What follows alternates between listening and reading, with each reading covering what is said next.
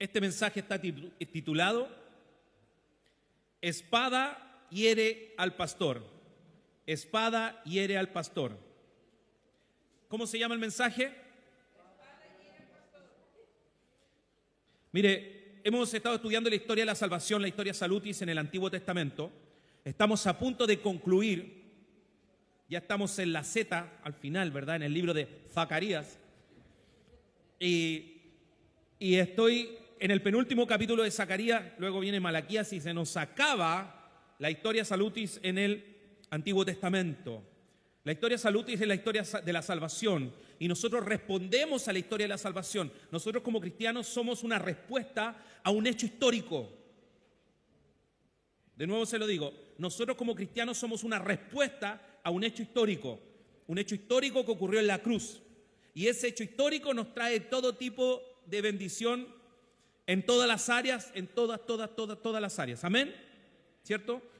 Por lo tanto, hemos estudiado la historia de la salvación porque es necesario que cada uno de nosotros tenga fundamentos clarísimos de la salvación. La iglesia hoy día necesita doctrina, pero primero necesita saber de qué se trata esta salvación tan grande.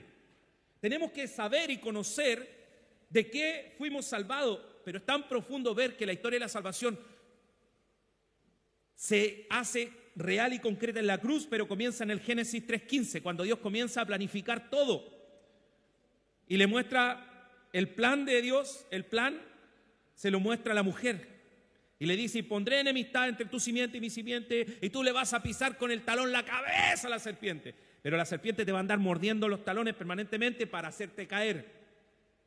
¿Sí? Y de ahí parte el plan de salvación, parte este proyecto, parte este diseño que Dios tiene para que un día todo esto se concrete en la cruz. Y hemos avanzado libro por libro, llevamos casi 2 años, o mejor dicho, ya 2 años cumplimos desde que partimos con la historia de la salvación, y estamos terminando. Y yo hoy día voy con Zacarías 13:7. Zacarías 13:7, si usted tiene su celular, porque hoy día, ¿quién trae la Biblia? Si no la tenemos en el celular, ¿verdad? Y saque ahí su celu Biblia, lo que sea. Zacarías 13:7. Es un versículo potentísimo que está extraído de un mensaje que Dios le está dando a Jerusalén. Está Dios hablando a Jerusalén propiamente tal y comienza a hablar antes, en el mismo capítulo 13, comienza hablando de la limpieza de los falsos profetas. Comienza hablando de la limpieza de los falsos profetas y en esa limpieza comienza a hablar de que incluso, escúchelo fuerte, dice que la limpieza de los falsos profetas será tal que aún los jóvenes que vayan a profetizar de su propia cuenta vendrán sus padres y los van a apuñalar. Bueno, eso dice la palabra. Sus padres los van a apuñalar. Y dice más, antes de este versículo, de este versículo 7 que vamos a leer, dice que vendrán estos falsos profetas y le preguntarán. El original dice: ¿por qué tienes herida en tu pecho? Si usted tiene Reina Valera, dice: ¿por qué tienes heridas tus manos? Y lo asimilan al Mesías, pero eso no corresponde. ¿Por qué tienes heridas en tu pecho? Le dicen. Fueron mis padres los que me acuchillaron para que yo no profetizara nunca más. Profecía falsa. Wow, una sentencia muy fuerte. Y en medio de esto, sale una sinopsis. Sale, no sé, usted... ¿Cuánto no tienen YouTube Premium? Levante la mano. ¿Cuántos no tienen? Sergio no tiene YouTube Premium. Mira, los músicos allá no tienen YouTube Premium, ¿cierto? Y cuando usted está viendo YouTube y va a lo mejor, ¡prum!, sale una propaganda y usted dice: ¡ah! Y dice: este anuncio durará en 4 segundos, usted lo puede saltar 5 segundos, 3, 2, 1, ¡pah!, lo cambia, ¿cierto? Bueno, así aparece en la Escritura este verso 7 que dice: despierta, oh espada, contra mi pastor, el hombre quien es mi compañero, dice el Señor de los ejércitos celestiales. Mata al pastor y las ovejas se dispersarán y me volveré contra los corderos. Wow. Se lo leo de nuevo. Despierta, oh espada, contra mi pastor, el hombre quien es mi compañero, dice el Señor de los ejércitos celestiales. Mata al pastor y las ovejas se dispersarán y me volveré contra los corderos. Primero quiero hablarle de ese mi compañero o compañero mío, ¿cierto? Es el Señor Jehová quien va a herir a su compañero. Y Y cuando habla de compañero, no habla de la idea que usted tiene, por ejemplo, de un compañero de colegio. Habla algo mucho más fuerte. Por ejemplo, en la misma palabra que se usa en Levítico 6:2, dice: supongamos que uno de ustedes peca contra su socio. Esa es la palabra que se usa, socio. Y es infiel al Señor. Supongamos que comete una estafa en un trato que involucra un depósito en garantía, o roba o comete fraude. Esa palabra socio, hoy día, si usted hace una sociedad, si usted se asocia con alguien, ¿cuántos aquí son socios en alguna cosa? Legalmente, firmado ahí con papeles y todo. ¿Cuántos son socios? Ya, pues rápido. Aquí hay socios. Ahí hay una socia. Socia, ¿cómo está? Socita. ¿Quién más aquí es socio? Andrés, ya, pues levanta la mano, Nico. A lo mejor usted dice: no, yo estoy casado en separación de bienes, ¿cierto? Usted no es socio, pero el que está casado en sociedad conyugal es socio. Y no veo a Ronald por ahí, que él participa en varias sociedades, ¿cierto? Tuvo que salir de urgencia nuestro hermano Ronald. Él es socio en una empresa. Bueno, cuando tú eres socio, pones la rúbrica, pones ahí tu firma, el signature, ¿verdad? ¿Está bien, Paulio? No estoy dando jugo, ¿sí? ¿Sí, Mili? Sí, ya. Pones ahí tu firma y tú te comprometes legalmente. Por lo tanto, que yo sea amigo tuyo, bien, pero que sea socio tuyo, eso involucra mucho.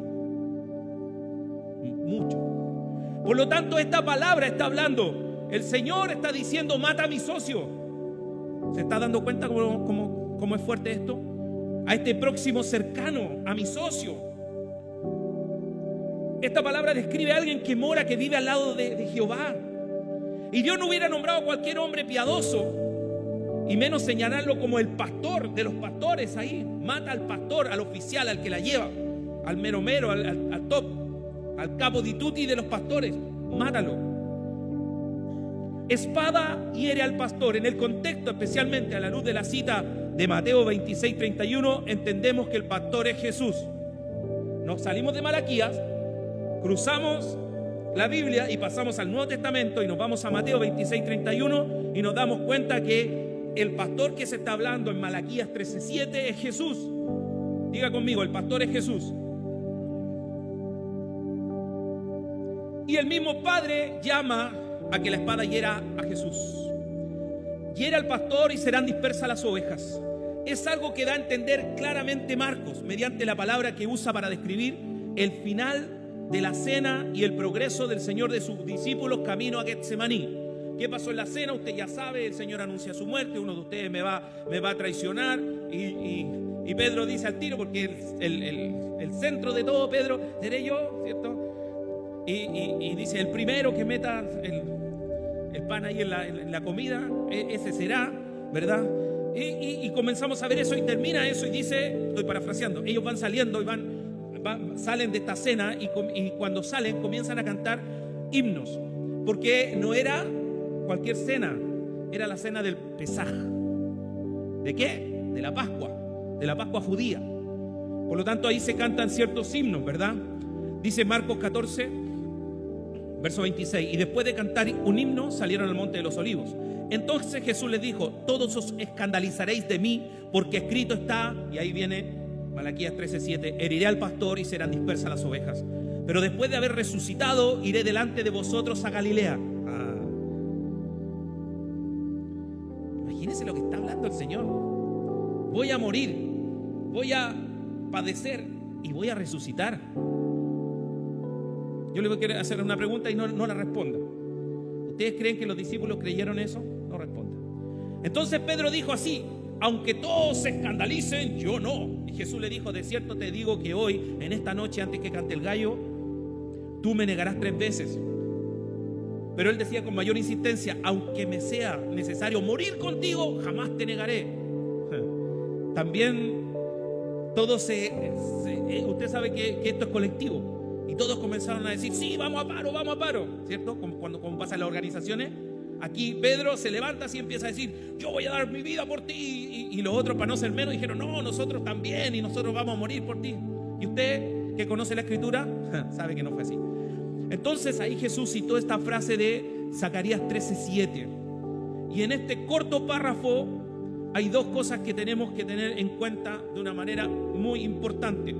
Primero, el pasaje revela que Jesús sabía perfectamente lo que iba a suceder. Primero, diga, Jesús sabía perfectamente lo que iba a suceder. Varios incidentes que ocurrieron antes indicaban que iba a ser así. Nuestro Señor sabía lo que le iba a pasar porque Él leía la Escritura, Él conocía la Escritura y conocía el fondo del Antiguo Testamento. La pregunta es, ¿usted conoce la palabra? ¿Usted conoce la Escritura?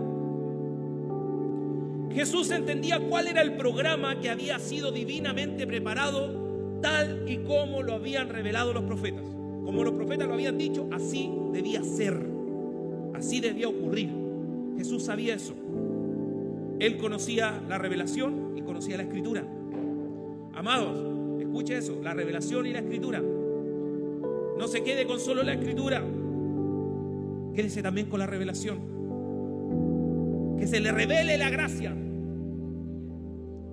que se le revele la dependencia absoluta de Dios. Amén. Por ejemplo,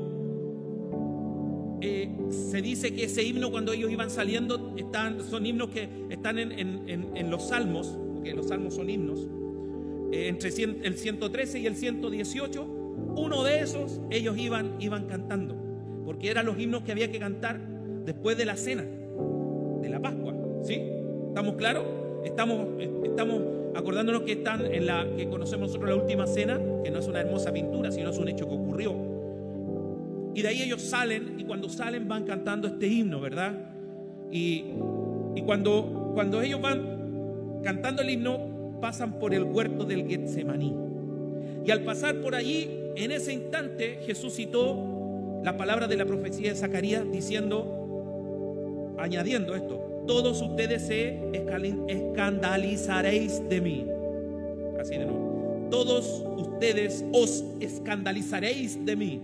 Es un español antiguo. Si lo parafraseamos hoy día, dirían: ustedes se van a impresionar, ¿cierto? No sé si cómo lo dirían los jóvenes. ¿Cómo lo dirían los jóvenes, Sergio? Todos ustedes van a quedar, se van a avergonzar de mí. Está bueno. Ustedes, ¿saben qué? Ustedes van a alucinar con esto. Van a quedar en otra y me van a rechazar. Porque escrito está: heriré al pastor y serán dispersas las ovejas. Y este pasaje de Zacarías tenía como intención ser una predicación o una predicción o una profecía concreta del momento en que Jesús iba a pasar por el huerto de Getsemaní. Se cumplió esa profecía después de bastantes siglos.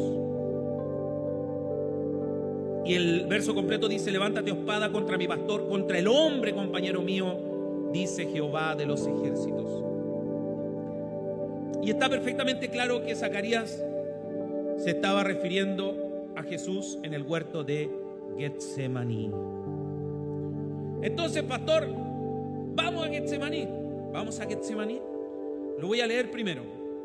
Llegaron al lugar que se llamaba Getsemaní y dijo a sus discípulos: sentaos aquí mientras yo oro. Tomó consigo a Pedro, Jacobo y Juan, a sus favoritos, a los favoritos que tenía el Señor. Dios no tiene favoritos. Ojo. Dios elige a quien se revela. Tenemos que tener mucho cuidado con esa expresión, incluso con la expresión los íntimos. Dios elige a quien se revela, y eso no te va a hacer más grande en el cielo. Eso no te va a hacer superior en el cielo. No porque yo cante y sea pastor y haga un mensaje y esto, yo voy a ser más grande en el cielo que tú. Pablo decía: espero cruzar la meta. Tenemos que tener mucho cuidado. Dios elige a quien se revela, Dios elige a sus discípulos más cercanos, lo que quieran. Pero Dios lo hace en su beneplácito. ¿Qué es lo que es eso, pastor? Porque Él quiere, porque le da la gana, punto. Amén. Entonces estaba con Pedro, Juan y Jacobo y comenzó a entristecerse y a angustiarse. Se fue para el ladito y empezó a mostrar su angustia, su dolor, y le dijo: mi alma está muy triste hasta la muerte. quédense aquí y velen, oren. Y pasando un poco adelante, el Señor se separó de ellos, se postró en tierra y oraba. Y decía así: de ser posible, que en aquella hora, Abba Padre, porque todo es posible para ti, le citaba la Escritura, aparta de mí esta copa, pero no se haga lo que yo quiero, sino lo que tú quieres. Y aquí es donde vemos literalmente una espada atravesando a Jesús. Atravesando a Jesús, literalmente. Dios mismo estaba hiriendo a su propio pastor, a su compañero. Y estaba ya definido que las ovejas serían dispersas. Vamos. Corre video.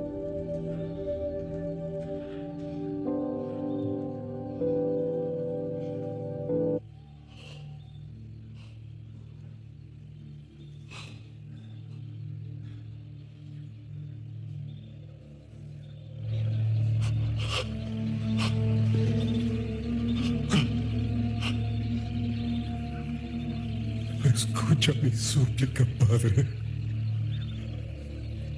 Levántate y defiéndeme.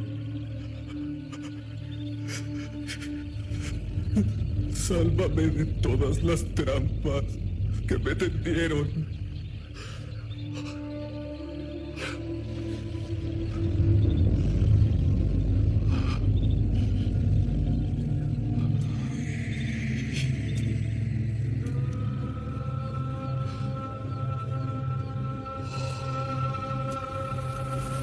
Realmente.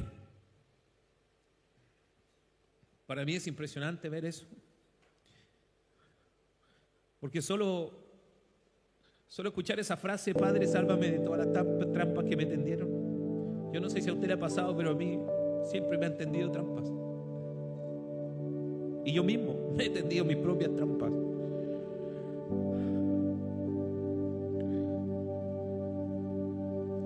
Y el Padre no salvó a su Hijo de esas trampas, pero a mí permanentemente me está salvando de mis propias trampas. Porque Jesús vivió eso, porque la espada se levantó contra él. Por eso esto explica esto tan fuerte que yo le decía adelante. Por primera vez tenemos una real división entre Jesús y el Padre. Viene la espada y divide.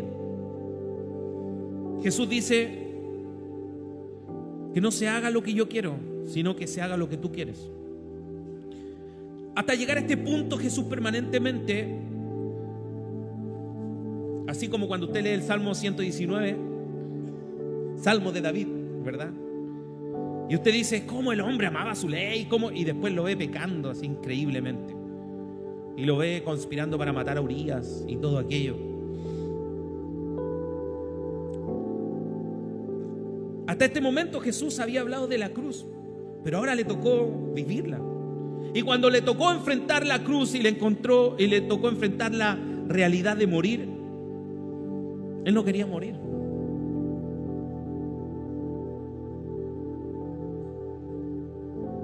En este momento, la espada lo primero que hace es divide la relación entre el Padre y Jesús. Permanentemente Jesús decía en la Escritura: me complace hacer la voluntad de mi Padre. Y le decía: Jesús, ¿y tú a qué has venido? Yo he venido a hacer la voluntad de mi Padre. El que me ve a mí ve al Padre. Pero en este momento Jesús no estaba dudando. No se me vaya a confundir, porque sería teológicamente incorrecto. Él estaba sintiendo miedo hasta la muerte. ¿Sabe lo que es una crisis de pánico? Es una crisis emocional donde tú sientes taquicardia, sensaciones, dolor en el pecho y un montón de cosas más, y sientes que te vas a morir. Jesús estaba viviendo una crisis de pánico. Él sentía que se iba a morir y estaba, como veía ahí en el video, cómo transpiraba. Y esa transpiración, dice la Biblia en Hebreos, que estaba fluyendo transpiración con sangre. Era tan fuerte lo que estaba viviendo. Así que Jesús permanentemente se había caminado hacia la cruz con una sensación de seguridad, con una sensación de que estaba haciendo la voluntad de Dios. Sabía que iba a ser duro, peligroso, difícil y hasta mortal, pero él estaba dispuesto a hacerlo. Pero ahora todo había cambiado.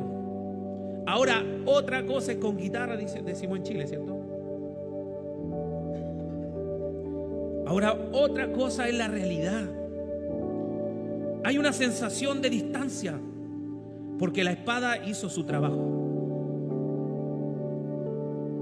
No estamos hablando de las heridas de Jesús, estamos hablando de la conexión con el Padre. ¿Cómo está tu conexión con el Padre? Si no está buena, comienza a orar en este minuto. ¿Cómo está tu conexión? ¿Cómo está tu Wi-Fi con el Padre? En este momento es cuando Jesús siente en su espíritu una angustia tremenda, una tremenda lucha. Él estaba angustiado hasta la muerte. Los discípulos son conscientes de ello. Jesús no puede más y le dice: mi alma está muy triste hasta la muerte, vengan conmigo ustedes, los íntimos, los cercanos, lo que sea, vengan ustedes tres. Y ya Jesús está tan mal que no quiere traspasarle lo que él está viviendo a ellos y se aleja y se va a estar solito con el Señor.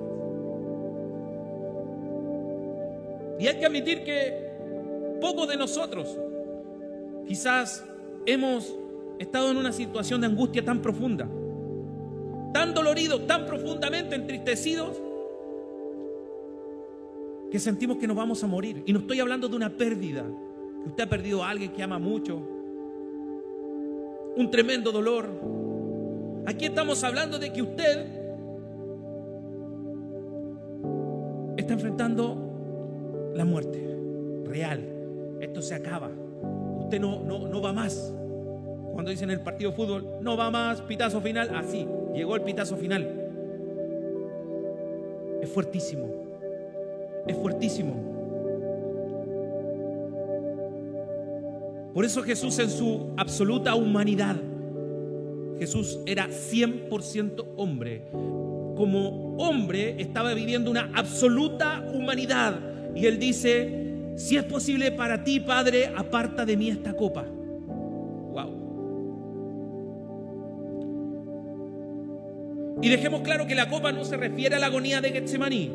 La copa no se refiere a eso, porque al final de todo el relato que nosotros estamos viendo después de Getsemaní, Pedro saca su espada, ¿se acuerda? Y dicen ahí que a Malco le corta la oreja y un montón de cosas.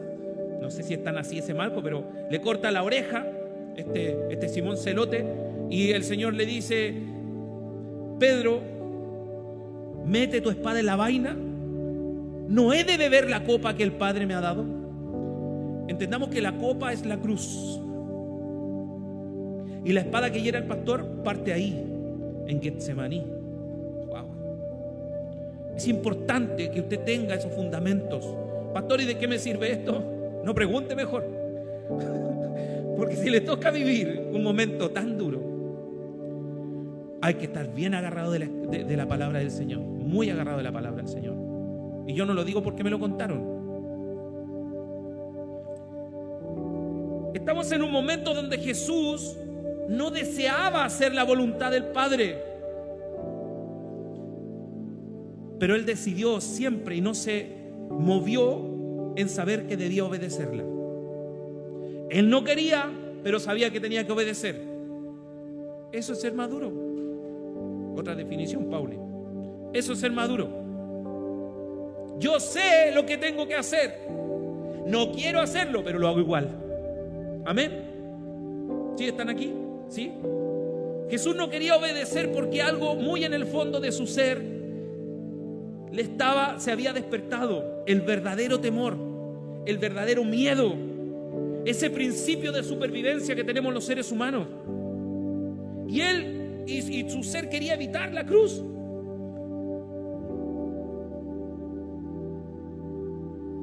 Algunos en la vida nos ha tocado decirle: Señor, ya no puedo más, y entregarse, y vivir este momento y entregarse. entregarse. De verdad. Jesús pide una salida y dice, si es posible, si es posible. El temor era tan grande en Jesús, que Él se atrevió a orar.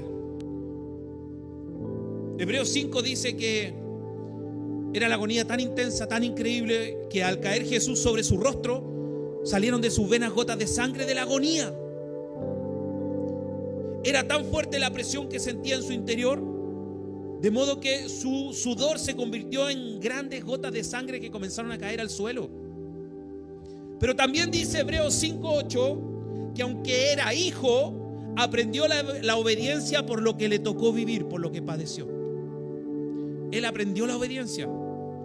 Es que yo pensaba que Jesús siempre fue obediente. No, Él tuvo que aprenderla. Así nosotros los hijos estamos siendo tratados permanentemente por Dios para aprender a obedecer. ¿Cuántos dicen amén? ¿Los de atrás también dicen amén? Es el significado del pastor que fue herido en Getsemaní. Y Hebreos dice, porque no tenemos un sumo sacerdote que no pudo compadecerse de nuestras debilidades. ¿Por qué le tocó vivir todo eso? Esa debilidad profunda, esa separación con Dios. Para ser este sumo sacerdote totalmente aprobado, Él fue tentado en todo, igual que nosotros, pero sin pecado. Si no hubiera sentido nunca esta división que se produce de la voluntad en Jesús, si no hubiera sentido ese deseo de no ir a la cruz, escúchalo bien, nunca hubiese podido sentir compasión por nosotros. Si usted no conoce cuán débil es, no piense que usted es una persona misericordiosa. Si usted no se conoce bien y sabe cuán frágil es y cuántas posibilidades tiene de caer en lo peor de lo peor, usted no puede ser una persona piadosa. Jesús aprendió la obediencia y eso lo hizo entendernos. La pregunta es, ¿la iglesia de hoy se conoce? Y la respuesta es, nosotros andamos permanentemente juzgando a otros, es porque no nos conocemos. Si estamos condenando es porque no nos conocemos. Jesús vivió la debilidad, era necesaria. La lucha que vivió en Getsemaní se produce en el momento en que hieren al pastor y el resultado es que son dispersas las ovejas.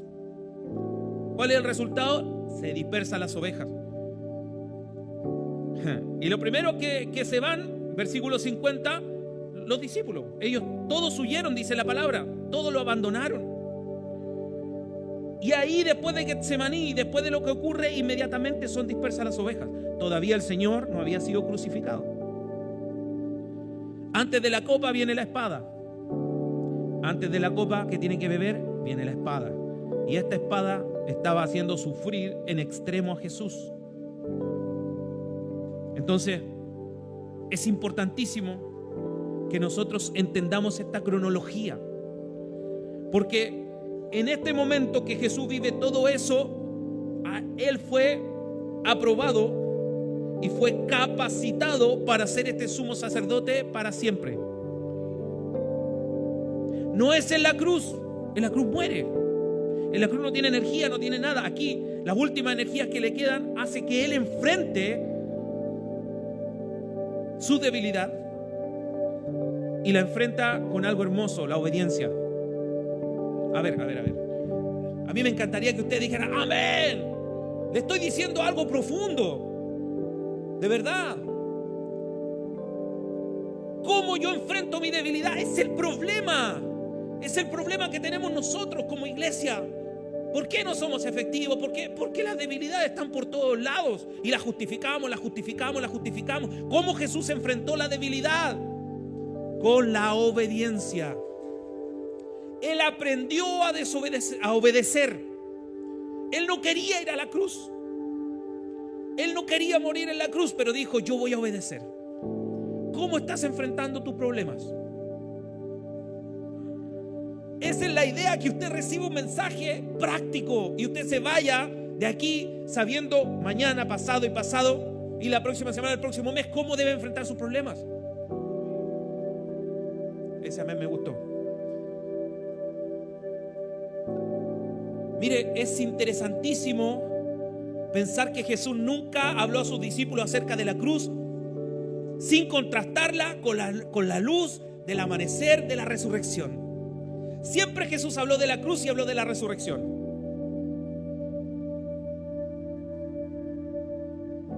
Pero yo le hice una pregunta adelante. Cuando el Señor le dijo que Él iba a resucitar, iba a Jerusalén, ¿ustedes creen que los discípulos creyeron? Ni uno de ellos creyó. Nunca creyeron que Jesús resucitaría de los muertos. Por eso todos se fueron. Y yo creo que ellos no creyeron porque a ellos no les gustaba que Jesús hablara de que iba a morir. Tenían pensamiento positivo. Piensa positivo. Así. Tenían quizás mecanismos de defensa que se rehusaban interiormente a creer que el Mesías debía morir. Ellos veían a Jesús como su salvador, su superhéroe. No puede morir. No puede morir. Ellos no estaban dispuestos en creer en la resurrección, y Jesús le estaba diciendo: váyanse a Galilea porque allá nos vamos a volver a encontrar. Yo voy en un viajecito al infierno, pero de ahí agarro las llaves de la muerte y del Hades, me las echo al bolsillo, pego un portazo y me voy haciendo al cielo. Y entro con mis manos manchadas, heridas, y mis ropas teñidas en sangre, y entro como el Cordero, el único digno de abrir el libro y desatar los sellos, y me lleno de toda autoridad en el cielo y de gloria, y nos vemos en Galilea. Eso ocurrió. ¿Los discípulos creían? No creían. No creían. ¿Y por qué no creían? Porque lo dejaron botado. Simple. Permanentemente Jesús le hablaba que él iba a morir y le decía: pero voy a resucitar. Pero ellos no creyeron. Pero aquí tenemos la jactancia de Pedro. ¿Se acuerda Pedro? Pedro no se conocía. Aunque todos se escandalicen, yo no. Ellos no salvan a nadie. Son fome. Yo soy Pedro. Soy uno de los cercanos. Yo vi la transformación, la transfiguración de Jesús. La vi. Yo doy mi vida por ti. ¿Por qué dijo Pedro eso? ¿Por qué dijo Pedro eso? Porque no se conocía. Porque no sabía el débil y frágil que era. ¿Hay alguno aquí que se reconozca frágil, débil, sucio, lo peor de lo peor?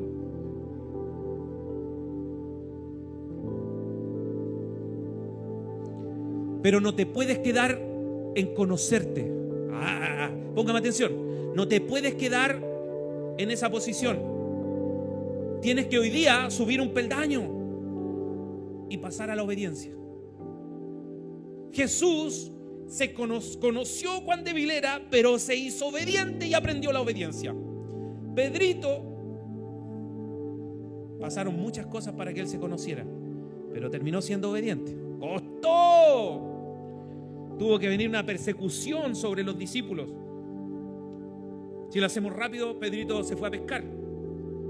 ¿Qué hacemos? ¿Seguimos con el evangelio? ¿Armamos una iglesia, una casa iglesia? No, vámonos a pescar, necesitamos plata para vivir. Se fue a pescar y ahí llegó el Señor.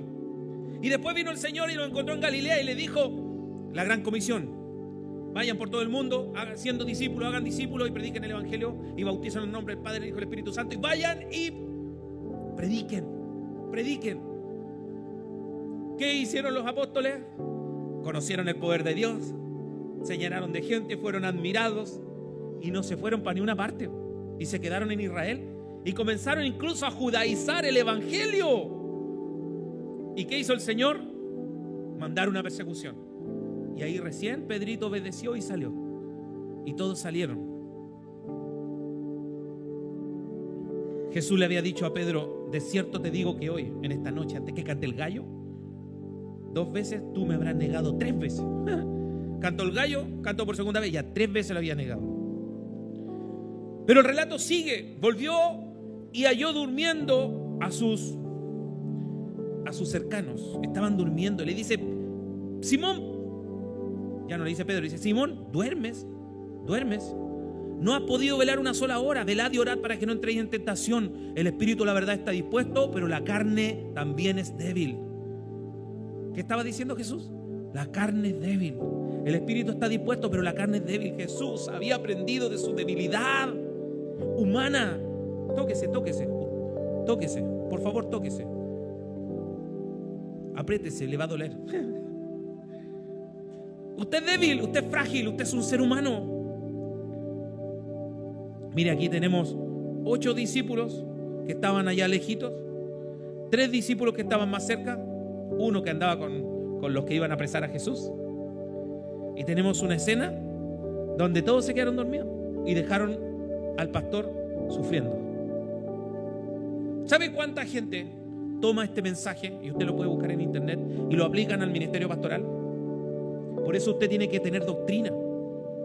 Por eso usted tiene que tener conocimiento cabal de la palabra. Por eso tenemos que ser contextuales de la palabra. Tenemos que tener mucho cuidado. Porque cuando habla espada hiera al pastor, está hablando de un hecho histórico. Amén. Concluimos este mensaje leyendo Isaías 53:10. Dice: con todo eso, Jehová quiso quebrantarlo, sujetándolo a padecimientos. Miren, los profetas Isaías y Zacarías enfáticamente hablan del sufrimiento del Señor. ¿Se acuerda? Experimentado en quebranto. Pero esta fue la orden, nada más ni nada menos que directamente de Dios. ¿Quién dio la orden? ¿Quién dio la orden? Dios. Y la orden fue: hiere al pastor. Hiere al pastor. Jesús no fue víctima de las circunstancias político-militar, los romanos, algo histórico, lo que estaba pasando, la invasión de Roma a Israel. No. Desde el cielo se dio la orden: espada hiere al pastor. Fue una obra planeada, ordenada por Jehová de los ejércitos, Jehová Sebaot, profetizado por Isaías cientos de años antes que iba a ocurrir, cerca de 800 años antes. Este hecho, por eso yo paré ahí el video de, usted estaba viendo un pedacito de la pasión de Cristo. ¿Y sabe lo que ocurre? Que no se lo muestro porque una vez se lo mostramos a una chica que estábamos evangelizando con mi esposa y ella salió arrancando de la casa. Le dio tanto miedo porque ahí sale el diablo tentando a Jesús. ¿Se fija? Y ahí usted vio algo sombrío que yo lo paré. Bueno, ahí sale el diablo.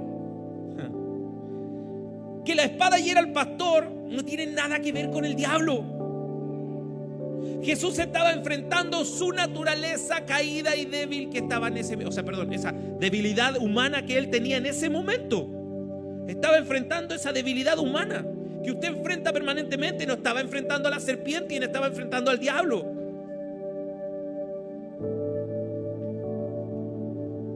Getsemaní, la orden de la espada que hiere a Jesús, es una victoria absoluta del reino de los cielos.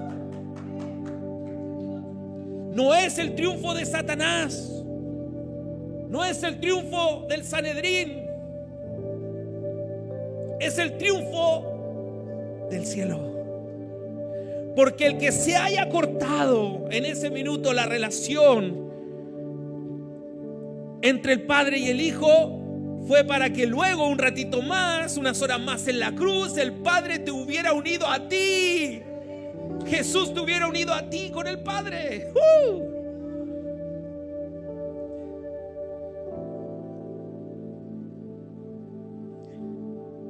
Segunda de Corintios 5:19 dice que Dios estaba en Cristo reconciliando consigo al mundo. Los estaba uniendo, los estaba juntando. Lo que Dios estaba haciendo era grandioso, era magnífico. Y quiero decirte algo más. ¿Se acuerda de los socios? ¿Se acuerda de los socios? De mi amigo cercano, del socio. Quiero decirle que en esta sociedad estaban trabajando juntos Jesús y el Padre. Ellos estaban trabajando juntos por ti. Estaban trabajando juntos. No es una victoria solo del Padre, es una victoria del Hijo y del Padre. Ellos estaban trabajando en este rol, en esta película, en papeles muy distintos. El Padre como juez. Estaba haciendo justicia sobre la maldad humana, pero en su Hijo. ¿De acuerdo? ¿Sí? El Padre, se lo repito, como juez, estaba haciendo justicia de la maldad humana en su Hijo. Y Jesús, el rol que le correspondía, el papel que le correspondía, era de enemigo de Dios. Tremendo, tremendo. ¿Usted sería capaz de a su hijo, hoy día que es el día de las mamás, sería capaz usted que a su hijo mirarlo como enemigo? Quizás hizo algo, usted dice, cabrón pesado, y me molesta. Pero después, mi chanchito, ñu, ¿cierto? Jesús fue tratado como si fuera enemigo de Dios. Y Él no lo era, pero fue tratado así, por ti y por mí. Y aun cuando Jesús fue castigado como si Él fuera un pecador, Él estaba llevando a cabo el servicio más sublime, más hermoso y más perfecto que Él pudo hacer en toda la tierra, en toda su existencia y en toda la eternidad. No hay servicio más grande que haberse puesto delante del Padre y, como el buen pastor, dar su vida por las ovejas.